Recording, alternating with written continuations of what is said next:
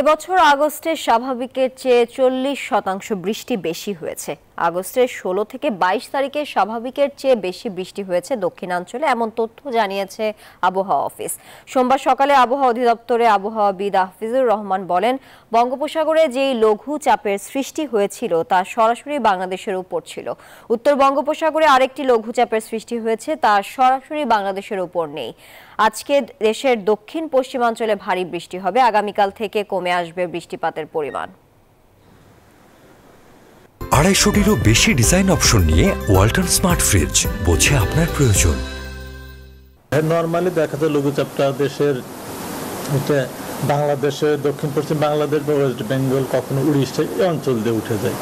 তো এবারে যে লঘুচাপটা আমরা দেখলাম, এটা বাংলাদেশের সরাসরি কিন্তু বাংলাদেশের উপর উঠছে এবং এটা কিছু সময় এটা বাংলাদেশের উপর অবস্থান করছিল। এটা এক ঘনীভূত সুস্পষ্ট লঘুচাপ হয়েছিল এবং এই লঘুচাপের প্রভাবে কিন্তু সারা দেশে কিন্তু অনেক বৃষ্টি, সারা দেশে বলতে দেশের দক্ষিণ পূর্বাঞ্চলে বৃষ্টিটা বেশি হয়েছে। এই সময় ভারী থেকে অতি ভারী বৃষ্টি হয়েছে এবং এটা 16 থেকে 22 তারিখ পর্যন্ত মোটামুটি বৃষ্টিটা হয়েছে।